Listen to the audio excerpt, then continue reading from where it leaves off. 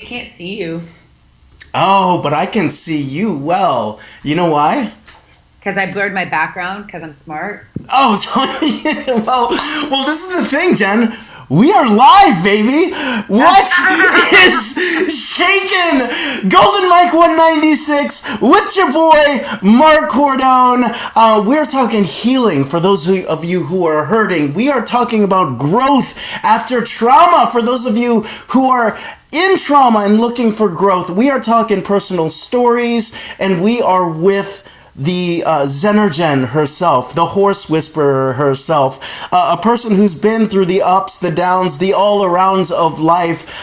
Jen Zoe is here. Jen Zoe and I had the opportunity to share the stage at TEDxOcala a couple weeks ago, and Jen, I automatically became like your brother in arms when you were telling your story. I just watched the TEDx again. I'm going to share the link afterwards. It was the jam. Jen, welcome. How are you today? I'm amazing, Mark. Thanks so much for having me. I'm really looking forward to sharing this story. Yeah, and we're revisiting this because last time you did this, the freaking horse that was with you ran away, and so we had to cancel the show. So Yes. horses are all chill now, right? Yeah, everybody's good. We just make sure they're like all in the stable and everything's done. But yeah, they have a mind of their own sometimes, which makes it a beautiful thing. Okay, so we're talking today about the idea of not only healing, but the different kind of modalities for healing. And one specific one that Jen's going to be talking about is the way that horses came into her life at a specific time in her life when she didn't really need them, or she didn't really know what they did, right? You didn't know the power of them. Yeah. Look at that nice little glow around you right now. I love when people blur it. They have these nice little auras. For those of you who haven't met me, my name is Marc Cordon. I am a positive psychology coach, and on a daily, weekly, hourly basis even, I get to ask two simple questions. I have the easiest job in the world. And the two questions are this. One, how happy are you today? And two, how much are you living in your full purpose? So Jen Zoe, I have the questions for you, all racked up. How happy are you today? And how much are you living in your full purpose, Jen Zoe? Oh my God, I didn't know you were gonna put me on the spot like that. I thought you were gonna like ask what was I good in with the clarinet in the seventh grade or something? Oh, I will ask that in a second. Yeah, but those are really great questions, and a lot of times we don't ask those questions to ourselves because we're so busy just going through our day and just kind of getting through the day, doing what it takes to get by, making sure it's paid, and so it's a great question to raise that awareness of like, are we in touch with what makes us truly happy? And that's really what my whole TED talk was about. Was right. We just doing what we should, or are we actually living our purpose and doing what we could do? We don't ask those questions. So I think to answer your question, it's like to live your purpose and have continuous growth. It's an incredible experience, and I would say that I'm happy at the highest level. Okay. I'm happy at the highest level because I'm here for growth and service, and I've been through a piece of life, and it's allowed me to step into who I truly am, and here to help the people do the same. It was a 1,200-pound animal that doesn't speak. That shared that information. Stop talking about me like that. and for those of you who are here today, it's Christmas time. It's that time of year, and you're feeling it. You're feeling happy, and you're living in your full purpose. Yes, Connie. Yes, Natalia. We got members of our cohort up in here today, Jen, to support you. I want y'all to hit that heart. Let us know you're living in full purpose, in full happiness today. Make that heart beat for me, Jen. Yeah. And this is the thing, though. For those of you who think that positive psychology is 24/7 happiness, it's Jen Zoe on her wild horses with her hair flying around, throwing Skittles around for the world and 24/7 happiness. Wrong. It's not. It's about the ups and downs and all arounds and how you make opportunities from those ups, downs, and all arounds. That's what positive psychology is about. So if you're watching right now and you're like, hey, Jen, Zoe, Marc Cordon, I am not happy right now. I was last week, but I'm not happy. My in-laws are in town, blah, blah, blah, blah, blah. Making all these, feeling all these things that make you unhappy. Or you're saying, you know what, Jen, Zoe, I was in a job that I loved for 30 years. And now all of a sudden I fell out of love with that job. I don't feel purpose right now. That's cool. Your heart beats just like Jen and mine. Just keep doing what you're doing. Let Jen and I entertain you today, and maybe some of Jen's concepts will wash over you, and some things might happen. You never know. You might be telling your story in the golden mic as we reach the 200s, baby. Here's the final thing. Give us a thumbs up if you're feeling that. Let us know that your heart is beating.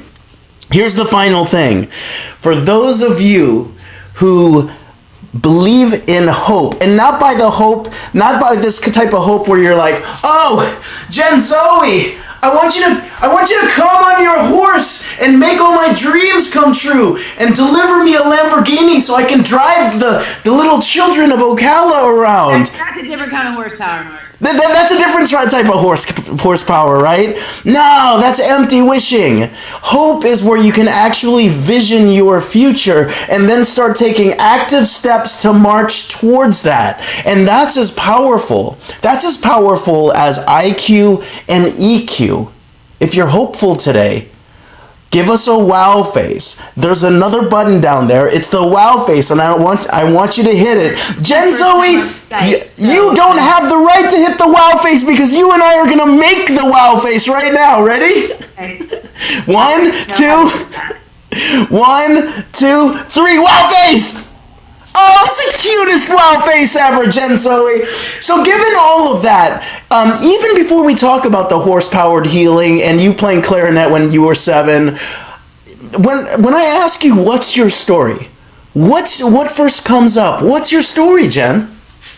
You know, the truth is that I almost titled my talk A Journey to Truth. And then I realized that no one would ever freaking find it on TEDx, so horsepower healing. You did some SEO changes to that. Horse lady, that's kind of what, people are like, oh yeah, but that blonde that did the TED talk about horses. You can Google that, Journey to Truth as well. But that is really what it's about. It's about that journey to truth and discovery of who you are. And like you were talking about that 30-year job you've been, you loved and then all of a sudden you don't love. Or you can say anything, because it could be a relationship. It could be with yourself. It could be with your higher power. And the holidays are actually a really tricky time because there's more suicides that happen around the holidays. There's more death. There's more depression. Because of so much expectation, because of so much fear and lack of connection and lack of sense of self.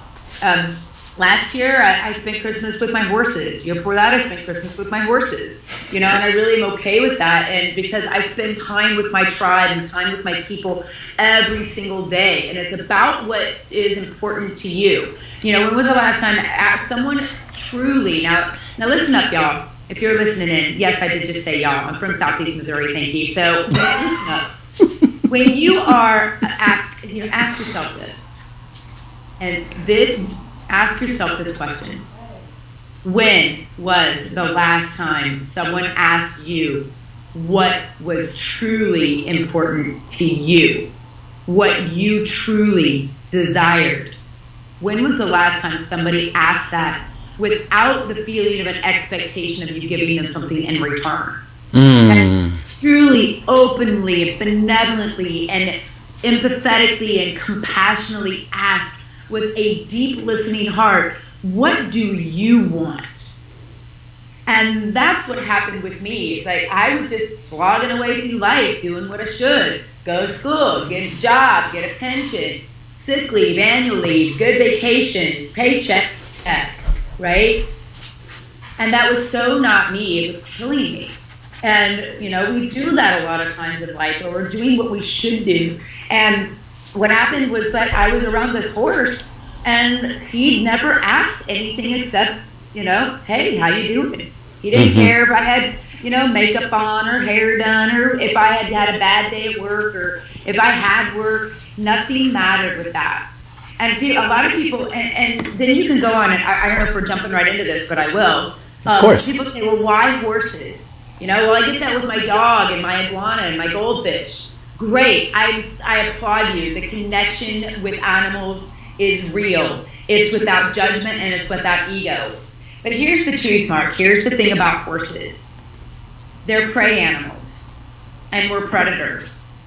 We have these little teeth right here that say we eat meat, right? They don't know that we're not going to eat them. So, and they don't need us. They're happy roaming out on the plains. When they see a human, they're like, yeah, nah, I'm good. You got a knife and fork in your hands. Ancestrally and historically.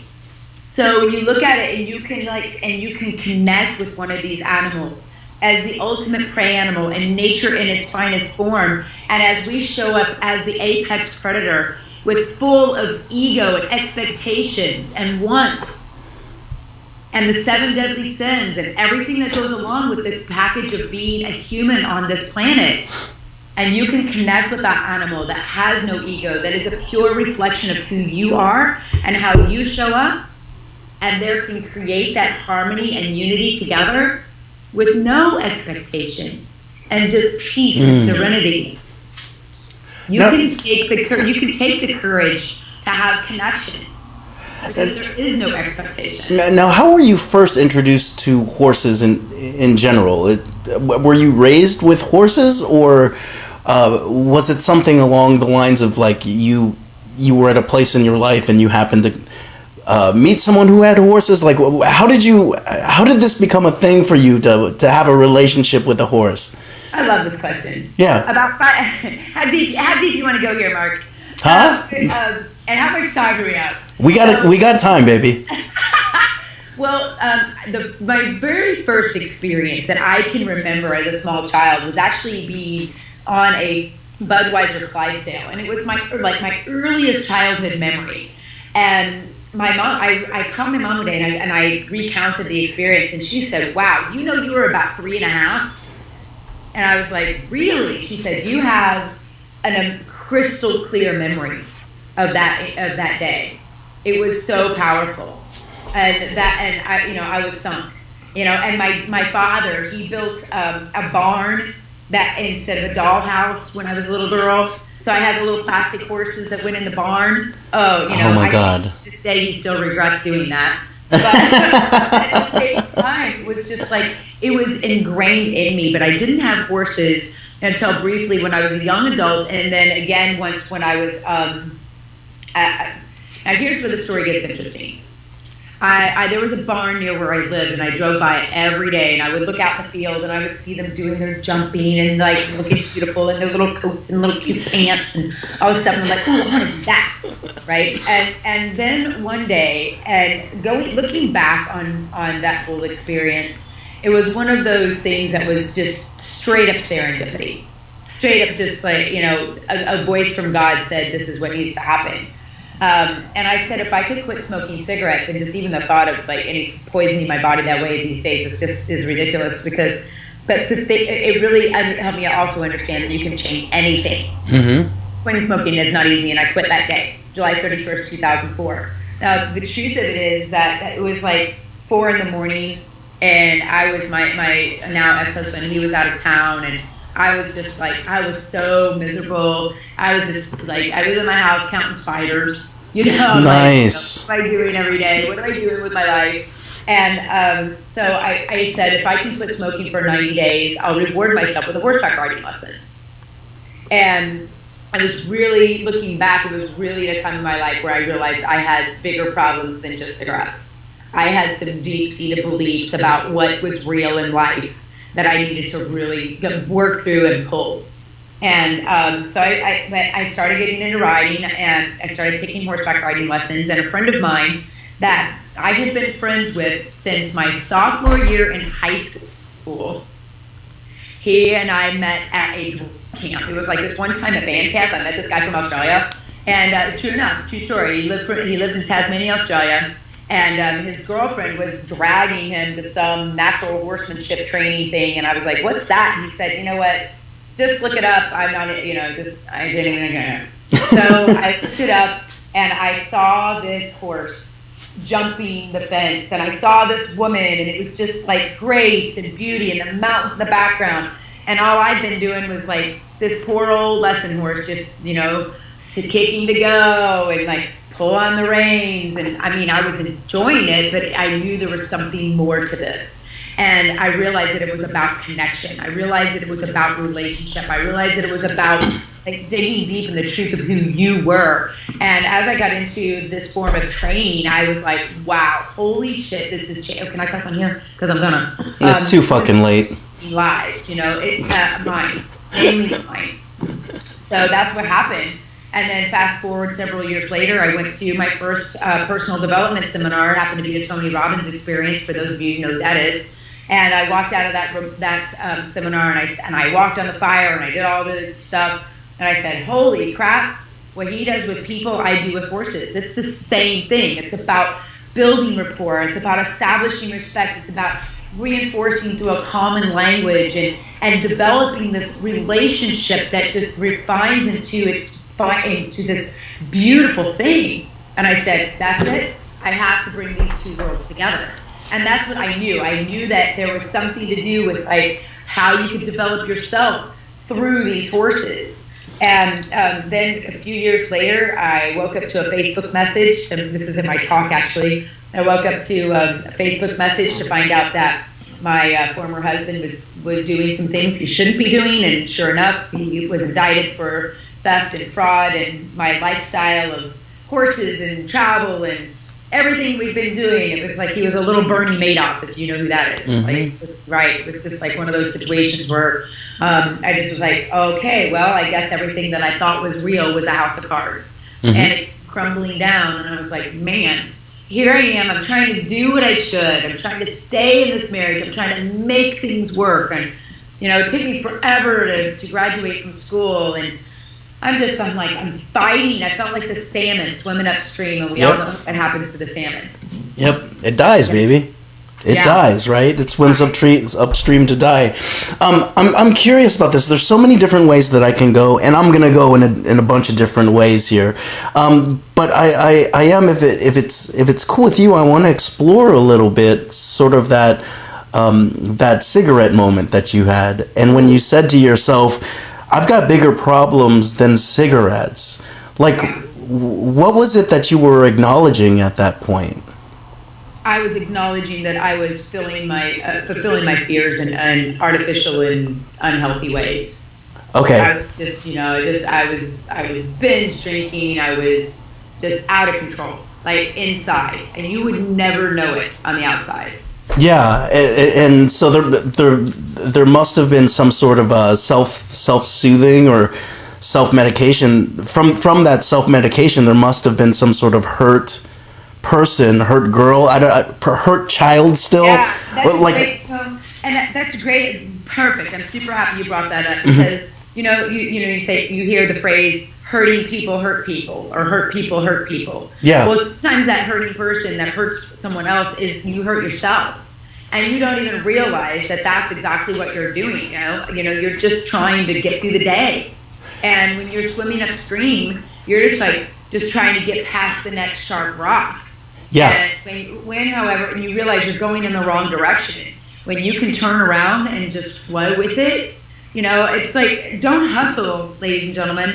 Align with your purpose, align with your passion. And every time you hear those voices of I really should go get another job. I just recently was helping a young woman who was fired from her job, and she does a beautiful job, beautiful at what she does for a living, and she's very good at it. But stop. Just don't go back and get another job. Do what you love. And so many stories.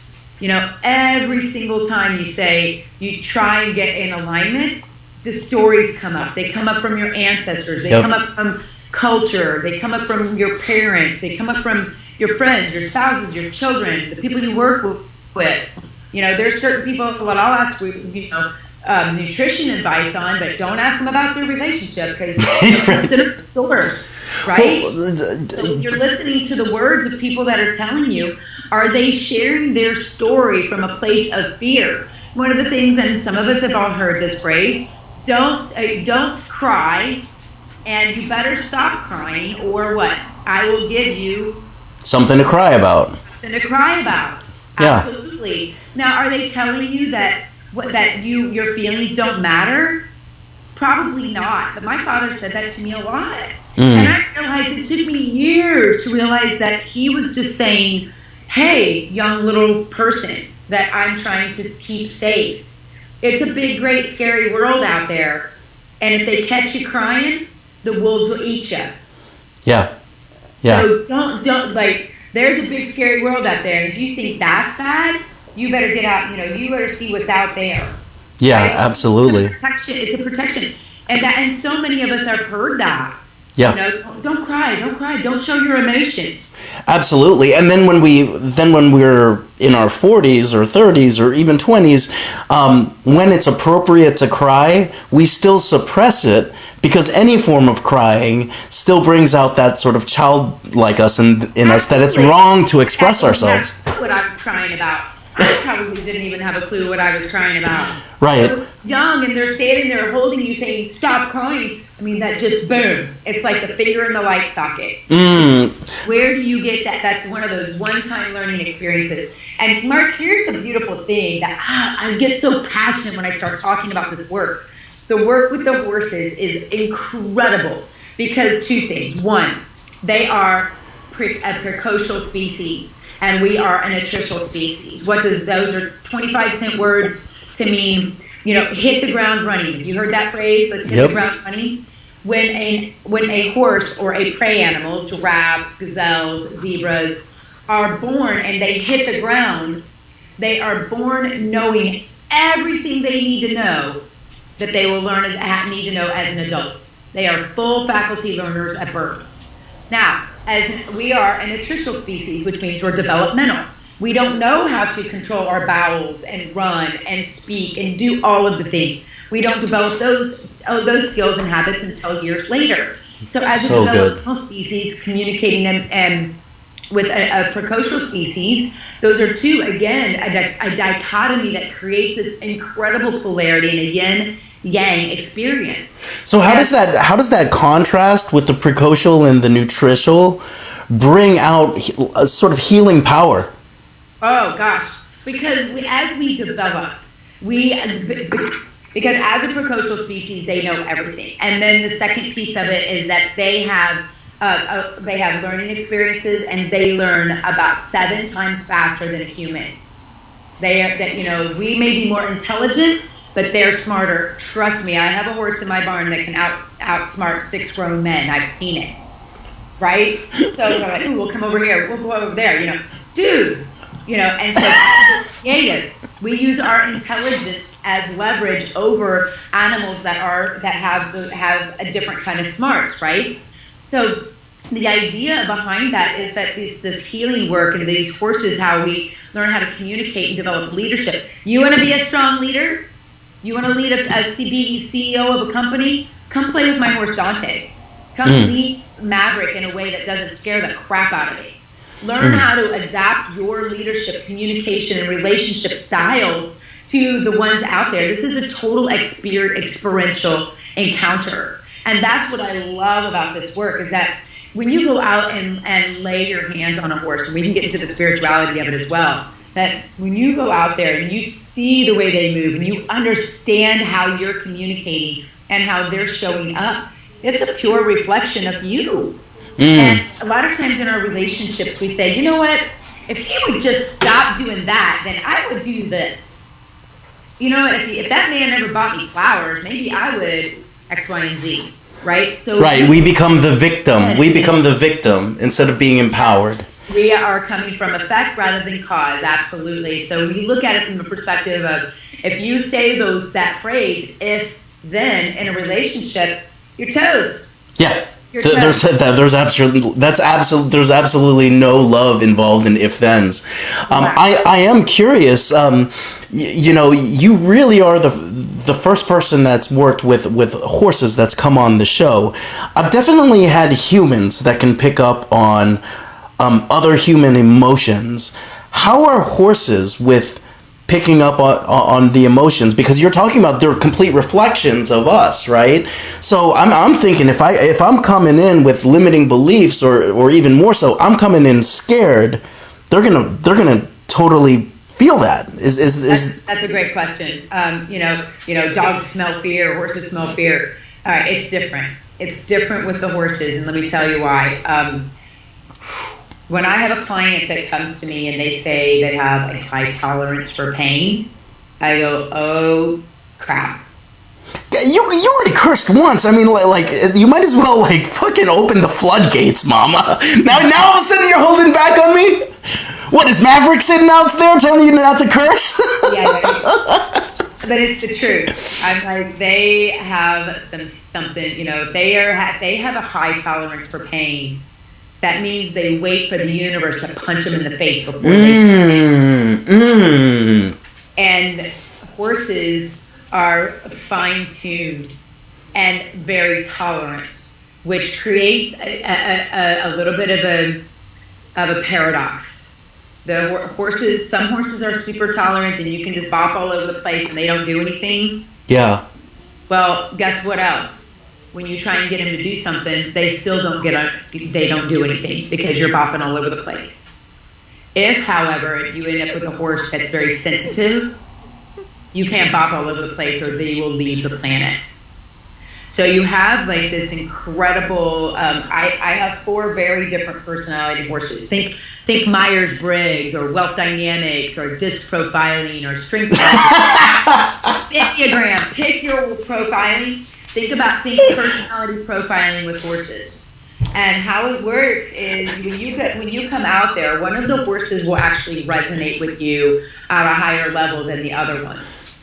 And this is the horse that has some kind of message or lesson or gift to give you. It may not be the horse that you're like, and it may not be the horse that you like, but it is the horse that you have something to get in that moment. I have clients that come to me multiple times. They get different horses every time because they've transcended, shifted, or grown in a different way. Okay, so for those of you who are tuning in right now, we're talking about the idea that horses are these fine-tuned machines built to run from the second. That's what we call precocial animals, right? Humans are not precocial animals. Someone has to wipe our shit up for a while before we walk, right? But all nutritional, yeah, and also at the same time, horses reflect back what our inner selves are feeling or thinking, right? So what I want to ask is, I want to start with you. You being the person who was realizing that there was some proclivities and some addictions and some thoughts and fears that you had.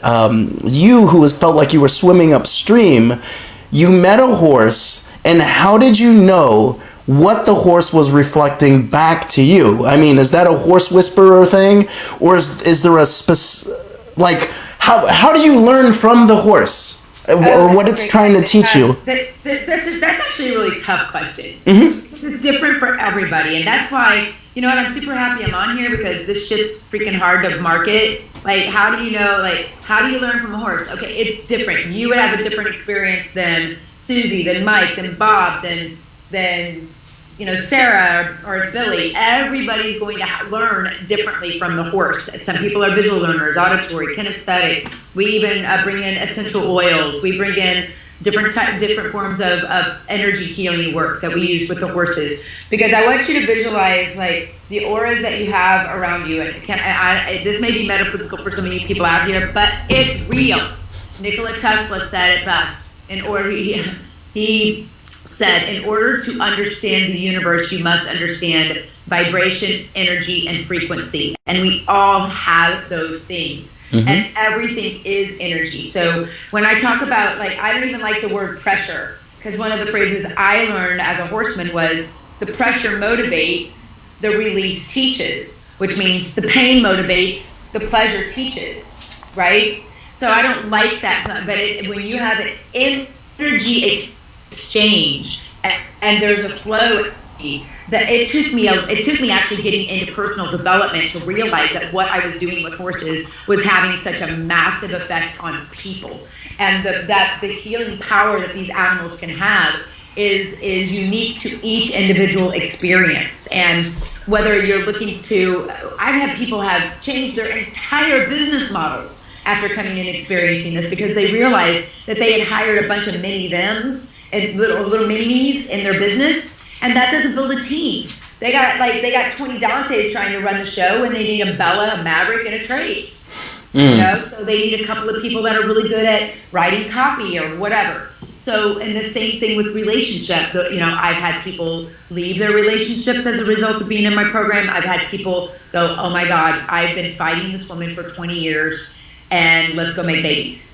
You know, so it all kind of depends, and it flows from the energy that you get from each individual experience. And the girls that come in, a lot of this, when I do my women's retreat, that people come back, or they become one of my dream horse angels, and which, you know, that is an incredible program to be involved with, because you get to be here as a part of this continually, or they're a part of my community where they're like, I want to know more about how, as I grow, these horses can teach me more about myself, because I change, and Trace taught me this today, and Maverick's going to teach me that tomorrow. And the best way I can think about it is those horses down there, I have an incredible symphony of animals that are pure in their nature, and they show me, like my one horse Rose specifically, when I walk down there and I see her ear turn to the right, I'm like, okay, Jen, take a deep breath. You're too much for her right now. She's one of those very sensitive horses that if you don't come in centered, like right now, I'm like really in my masculine, and I'm very like forceful and talking. If I went like this, took this energy into the barn for her right now, she would be like, ah! You should be like, chill out. Okay.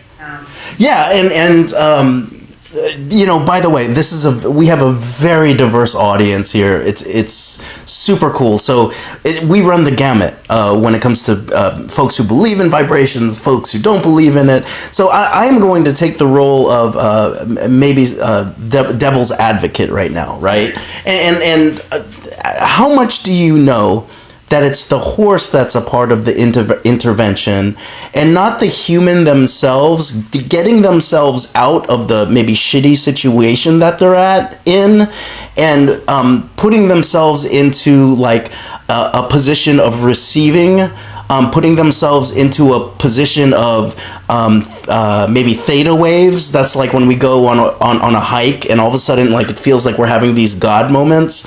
How do we know that it's not them putting themselves in a retreat mode, and not retreating from life, but just being like open towards things, and it's not the horse itself that's the intervention? Like, what's the difference there, Jen? There is none. You just nailed it. You turned that into a statement instead of a question. You nailed it. And in fact, I'm a certified theta healer. So, so when you bring up theta waves, for those of you that don't know, you know, alpha, gamma, delta, theta waves. Gamma waves is like when we are in super, like right now, Marc and I, if we had a brain scan, we would probably show like quite a bit of gamma. Yeah. We're like really on point and back and forth, and like really high energy and very on topic conversation. So we have a lot of alpha and gamma waves. So when you drop into theta, or you go up to theta, however you want to look at it, it's really a powerful space to say, you have to be open. And it's just like any wound or anything. It can either be a wound or a gap, or something where you're trying to fill something in, or you're trying to transcend to the next level. The only way to do that is when you're ready. Pick your cliche. What is healed will be healed. When the teacher is ready, or when the student is ready, the teacher appears. You know, however you want to look at it, it is whatever shows up. I have had in the past, you know, people, you know, where they're like, oh, I just came here to ride a horse, and they don't stay long. You know, then that's okay. There's other places for that. If you want to learn how to lead a team, if you want to learn how to have a stronger relationship with your spouse, your brother and family and sisters, and your parents and your children, you have a higher relationship with your higher power, with yourself, through the horse, and engage in riding it and horsemanship all at the same time, then come here. If you're going to come here to sit on the back of a horse, that's kind of an expensive way to do that. Right. So, the healing work that we do here is transcending, and it is a deep, visceral experience that is at the cellular level. It does hit you at the energy space, and one of the things that I really discovered is that when we go back to talking about theta again, horses, unless they're in fight flight, are in theta. Interesting. So interesting. They're out just chilling, eating hay. They're just out like with the, they're in the vibration. And we do the meditations in the stable, and we bring in some deep ohms, and we bring in some ohm work and some sound vibration. The horses are like, yeah, you're speaking my language, baby. And I don't know about you, but everything creates a vibration. Absolutely. It's just what frequency are we tuned into right now? Absolutely. And so like it would make sense if you are moving into a zone in which the other sentient beings in there are in theta, it would probably put you in a place of getting to theta better. But you also have to make the choice to be open to receiving. That's what I'm hearing. When it comes to healing and stuff like that, you're not going to heal until you're ready to receive. The modality doesn't fucking matter. Well, yes, and there's something the modality of horses. There's something magic about them. Okay. Because when people show up and they're like, I don't know about all this stuff. When they go out there and they see my little mini, or they see Bella and they actually touch them, something shifts. So there's a leverage, there's a turning point that happens when you go out and connect with the horse. That's why it is this synergistic space. I have people show up for my retreats and they're like, so why am I here again? They really don't understand like what it is. And until you experience it, it's kind of like, hey, let's describe what sex feels like. Here, Marc, tell me in a way that I would understand what an orgasm feels like for a man. I've never had one, so I couldn't tell you. So,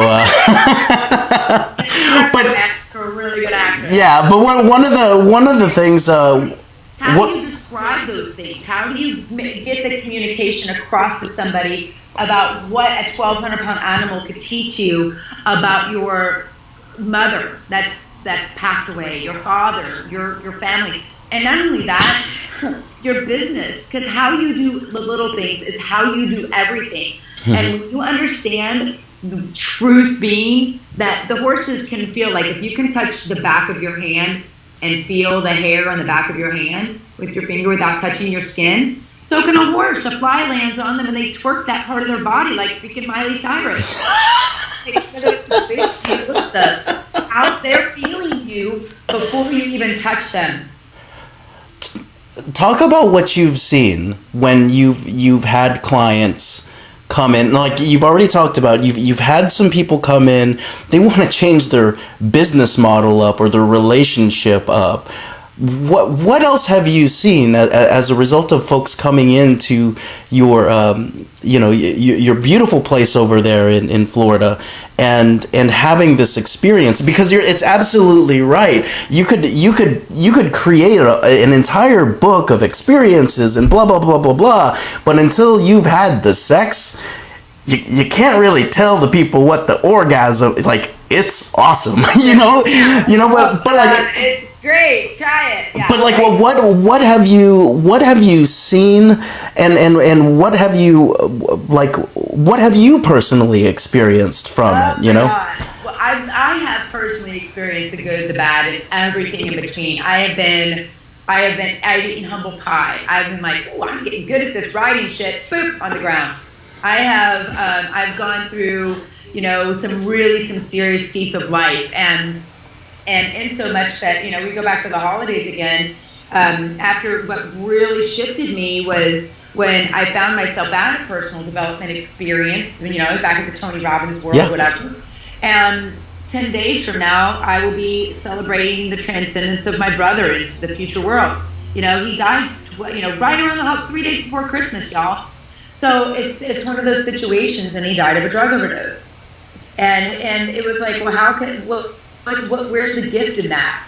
How can that be a gift for Merry Christmas? So when you look at like what have I seen in myself? Mm-hmm. Oh my God, I have seen, and I'm gonna get emotional here. Mm-hmm.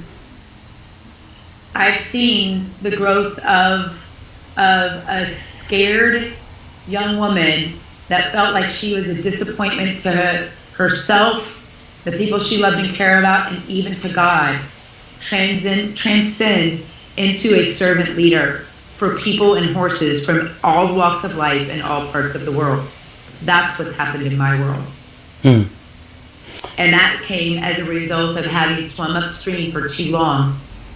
And just as a side note, y'all, it doesn't have to be like that. You do not have to be swimming upstream in order to be able to tell a good story. These days, culturally, we are like, unless they've been through hell and then risen from the ashes, they aren't worth having on.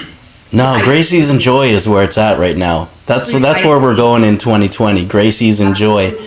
What was the point, Jen, that you realized you were swimming upstream and you chose to stop? And was it through a horse? God, I don't know how much. I would have to think about that one. I think, golly, it was almost like a death by 1,000 cuts. Mm-hmm. The universe kept hammering on me. Yeah, and every time that hammer gets heavier. Yes, and I was determined, because I just didn't know what. Really, it was quitting smoking. It was leaving my husband. It was moving out on my own. It was not quitting. That's it. There it is. It was not quitting when the shit hit the fan. Every single time the shit hit the fan and I knew I was in alignment, I just kept going. I kept going. So now raises the question, and then I want to get to a couple of stories about people that have been here. You asked about that. Yeah. What is the difference between swimming upstream and knowing you're in alignment and like the shit hitting the fan? What's the difference?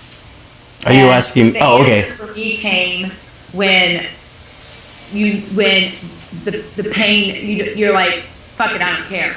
You don't care about the pain. It's not pain, it's fire, it's pissed off, it's fuck it, we're doing it anyway. There you go, there's some F-bombs for you. Now you feel the passion, right? So it's when the pain fuels you, right? It's not when the pain scares you, you're swimming upstream. When the pain fuels you, you're in alignment. Move away from it, get closer to the center, but you're going in the right direction. Get off the rocks, ladies and gentlemen, but can you keep going? But when you're like, you know what, I don't care, I'll do it again. Take everything away from me again, I'll keep going. When you have that, whatever your response is, when you discover that soul's purpose that's within you, and you go, anything is possible, and you tell fear to shut the fuck up, and I don't care what's going to happen, take my horses, take everything. Call me Job, I will keep going. I will do this. If everything was stripped from me, what would I do? I would get up and start over. When you can say that, you know you're in alignment. Okay. I can't say that yet with that much passion. But also at this... I've been there. I like recently that hit me. I was faced with losing everything again. Yeah. Like a couple different scenarios, and we don't have time to get into that part right now. But I suffered some pretty tough failures. And it's all good. Like, you know what? Awesome. That means let's keep going. Okay. Who can we hire? How can we source this? What is the depth of the wellspring of my resourcefulness? The key, because I am so in alignment.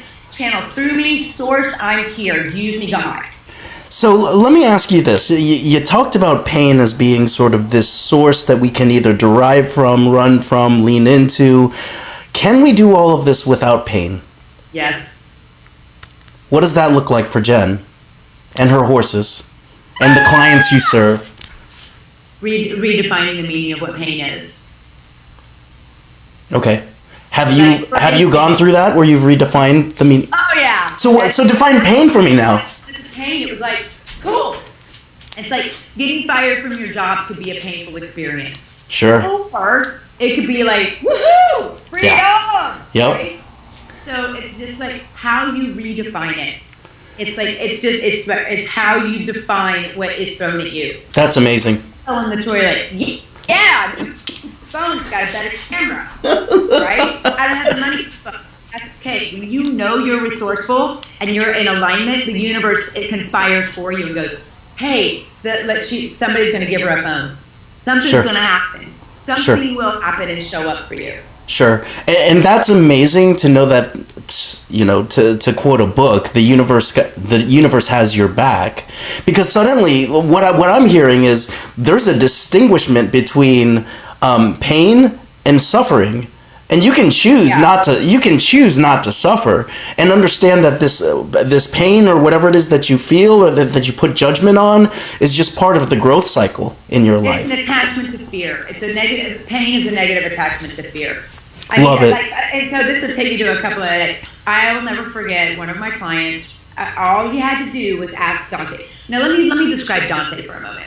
Dante is this big, fiery chestnut. I'll post a picture. He's we call him my 1,200-pound Tony Robbins. So big guy, he can jump and he's super athletic, and he's got a lot of fuck you in him. Have you seen me? You want me to do what? And who exactly do you think you are? What are your credentials? Because last time I checked, yeah, I'm all that and back tips. So one of two things happens when you encounter a Dante. You either have the situation and he was been one of my greatest teachers because he used to piss me off all the time, and I used to say, "You're glue, motherfucker." And now he is the most amazing heart of gold. I was just approaching him wrong. Perfect example of a Dante in human form besides Tony Robbins is Steve Jobs. Steve Jobs was a Dante and a half because he was so much of a Dante that he got fired from his own company. Yeah. Right? But they had come back, but before Apple goes under. So it's one of those situations where you're the Dantes of the world are the ones that are either blowing the world up or they're building it, right? So when you look at that, I had a client who was out there with Dante, and all he had to do was get Dante to go around in a circle 3 times, and he didn't even have to go fast, just go in a circle 3 times. 20 minutes later, I'm okay, I'm gonna owe Dante an extra bale of hay because this guy is out there trying to chase him, trying to whack him and smack him. The guy was sweaty, Dante was sweaty. Dante was looking at me how much is this guy paying you to put this in? So at the end of it, I said, and I won't say his name for privacy purposes, but I said... we all know it's George Andriopoulos who's watching right now. Perfect. It's George. How's your team? How's your management team at your office? And he said, and he got it right back. He is micromanaging his team, and he's chasing them around with sticks to make sure they're doing their job, and it's exhausting him, and it's pissing his team off. The way you show up one place is the way you show up everywhere. Hey, you betcha. Here's another one. I had a woman that was out, again, Dante, we have, the other horses have amazing experiences as well, but this one was, she was in a relationship. She'd been in a really nasty divorce, and so she had a fear of being in a relationship with the man she needed to be in a relationship with, which was a Dante persona. That's who she needs in her life. But she was fearful of that because she didn't want to go through the pain of the abuse she had experienced in her first marriage. So on the flip side of that, she started getting into relationships with men that she could manipulate and control. And the detached manipulator. Women never do that, but she wasn't a manipulator. She's actually this amazing, lovely person, but she's coming out of fear. She's I want to be in a relationship. I love men, but I can't. I cannot trust to let go of my fears. So guess what? She came up to my stable. She walked right up to my little tiny pony. She said, I want this one, because that's the one she could control. That's the one she wouldn't have to face her fear. And I'm like, oh, no, mama. You come over here to Dante. And she ended up, and we go through a choosing process. It's amazing where the horse actually chooses you. And sure enough, Dante went right over to her. And they had this incredible experience of connection and love, and she was feeling good. And then she dropped back into her old pattern. And she was asking him to jump and move and play and do all these things. And there was one jump that was particularly beautiful to watch him jump over, very high. And so she would have him jump that and jump it and jump it and jump it. And by the 5th time, she's now using her stick because he's not one to be controlled.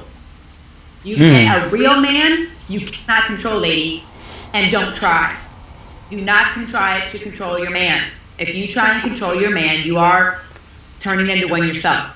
So she's over there trying to control Dante, and he's jumping the thing, and it's getting harder and harder. And finally, I said, stop. Just stop. I said, Jane, I said, how many diamonds does he have to buy you before you're fucking satisfied? And she was like, shit. I'm falling back into my old patterns. I need to acknowledge what he has done and celebrate the fact that he's giving anything to me and celebrate and build on that and then give to him. Yes, what a concept. And then he turns to me and says, you know what? I'm just going to do it one more time. And literally, Mark, Dante pulled the rope out of her hand, walked over to the jump, and knocked out all the pieces. Amazing. And said, go put my horse away. We're done here. And then he bought her a diamond. I'm just kidding. Yeah, I am going... Like, in that situation, if she asked it one more time, like, she had a chance in that moment to make that connection, but she was so determined to hang on to her story. Right. The attachment. Said, what? So attached. No rope. I'm done. There is so much stuff here in terms of, even with, so Jen, I don't know if you know this, but I'm teaching a class on how to identify the shadow parts of your life, both good and bad. Shadow work is amazing. And I'm like, this is shadow work without having to read Carl Jung. Yes. This is shadow work. You know, yes. I absolutely love it. I think if it's cool with you, I would love to do a podcast up in your ranch after we've ridden a little bit and I've got bucked off. And what's the name of that horse? Put that out there. Nobody's gonna come see me if all you do is come and get fucked up. Well, what's the name of that horse? Thor? No, I'm not gonna get fucked up. Thor? What's that? Well, what's the name of that horse? Thor? Dante? Dante, I'm choosing you, buddy. Manila Ice is coming for you, Dante. It's not your choice. But I don't want the little pony. I want Dante. But that's my shadow speaking. So I can't wait to be chosen. Yeah. Jen, I want to go into a super real question with you. And if you say, Mark, too early, too soon, George just said, the donkey is gonna pick me. But the people that show up sometimes are asses.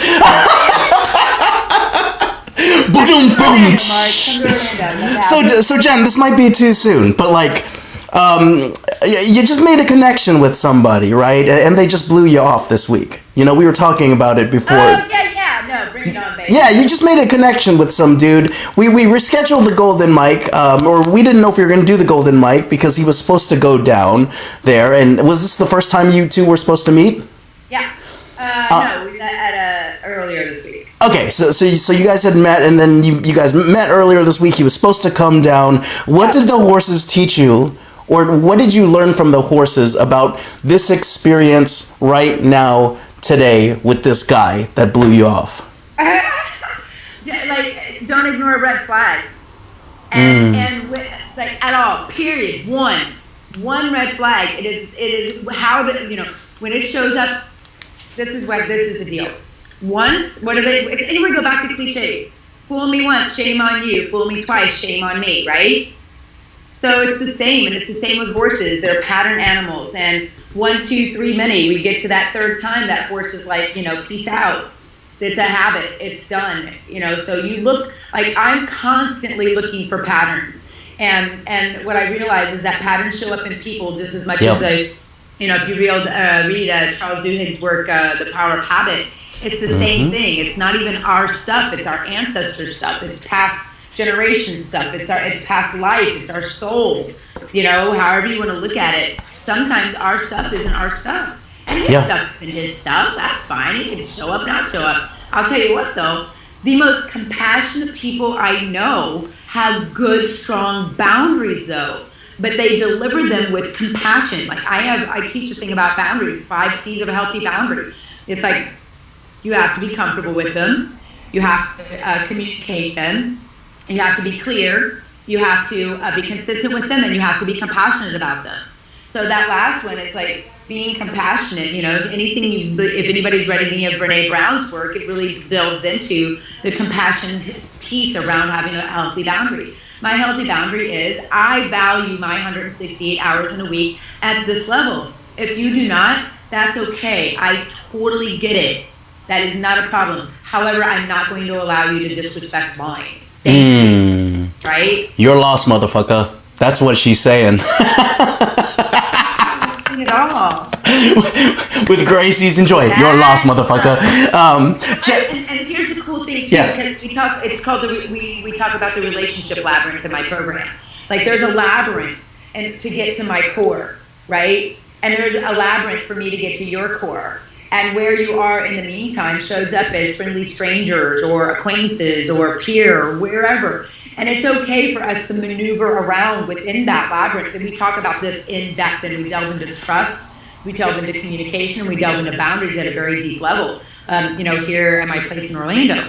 And it's a really amazing experience when you start looking at it from that perspective to go, that's okay, I still love him over there. But for all humanity, you know? Yeah, I absolutely love that. And you, oh my God, look at you making me... Look at you making me talk even more past my time, but it's all good. The first, you're probably aware of this, and anyone watching, give some hearts if you're aware of this story. The very first story that was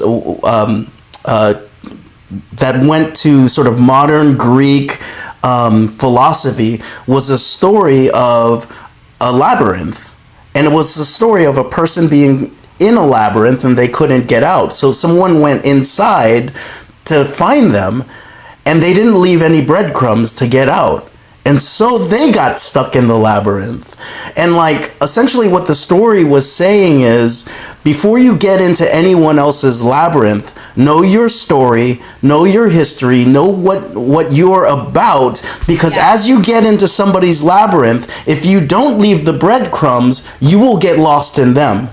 And you will lose all sense of who you are. Absolutely. And then the blame game shows up, and we start calling them and labeling them narcissists and users and things like that. When the truth is that you just need to have a stronger sense of self.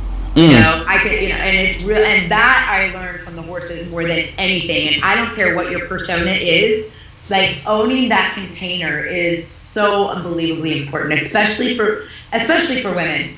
Honestly speaking, especially for women, because let's face it, ladies, we're prey.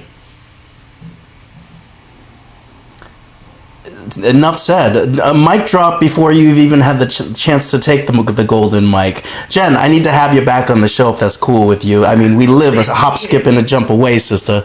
So, like, I'm gonna go up I-4. I know you hate park jumping, but we're going park jumping, sister. Jumping, I love it. I will go with anything. And I'm gonna let a horse choose me, and then we're gonna debrief about it together on the podcast if it's cool with you.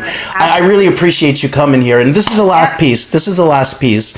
I want you to imagine right now, with all the swimming upstream that you've done in your life, all the awakenings, all the proclivities and addictions and relationships that went one way or another, the horses, the conversation that you and I are having now, that's a once in a million conversation.